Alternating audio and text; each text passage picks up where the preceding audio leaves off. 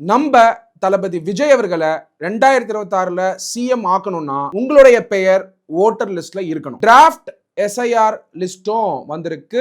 Electoral role எல்லா TVK சகோதர சகோதரிகளும் இந்த வாய்ப்பை யூஸ் பண்ணி உங்களுக்கு தெரிஞ்சவங்களுக்கு எல்லாம் 3 ஃபார்மை பத்தி சொல்லுங்க. ஃபார்ம் 6 புது உறுப்பினரை ஓட்டர் லிஸ்ட்ல கொண்டு வரதுக்கு. ஃபார்ம் 8 ஆல்ரெடி இருக்கிற உறுப்பினருக்கு தொகுதி தவறா இருக்கு, உங்களுடைய முகவரி தவறா இருக்கு, உங்க படிவங்கள் இருக்கக்கூடிய இன்ஃபர்மேஷன் தவறா இருக்குன்னா நீங்க மாடிஃபை பண்ணிக்கலாம். 3வது ஃபார்ம் 7 யார் இறந்துட்டாங்களோ அவங்கள ஓட்டர் லிஸ்ட்ல இருந்து ரிமூவ் பண்றதுக்கு. காரணம் டிஎம்கே அதை யூஸ் பண்ணி கள்ள ஓட்டு போடுறதுக்கான வாய்ப்புகள் உண்டு. அப்படின்னா அதை நீக்கினாதான் தளபதி விஜய் அவர்களை 2026 சிஎம் உட்கார வைக்க முடியும். அதனால ஜனநாயகம் படத்தை நம்ம பார்க்கும் போதே நம்ம தமிழ்நாட்டில் ஜனநாயகத்தை கொண்டு வரதுக்காக ஜனவரி 18, 2026 முன்னாடி எல்லாருடைய பெயரும் ஓட்டர் லிஸ்ட்ல இருக்கான்னு செக் பண்ற பொறுப்பும் டிவிகே சகோதர சகோதரிகளுக்கு உண்டு. இந்த ஃபார்மை 3 விதமா நீங்க சப்மிட் பண்ணலாம். முதல்ல டைரக்டா பிஎல்ஓ கிட்ட சப்மிட் பண்ணலாம். ரெண்டாவது ஆல்டர்னேட்டிவ் voters.eci.gov.in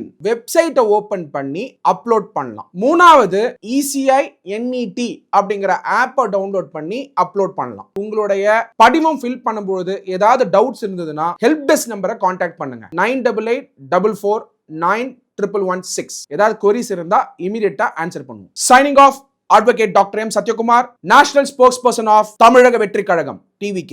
Thank you.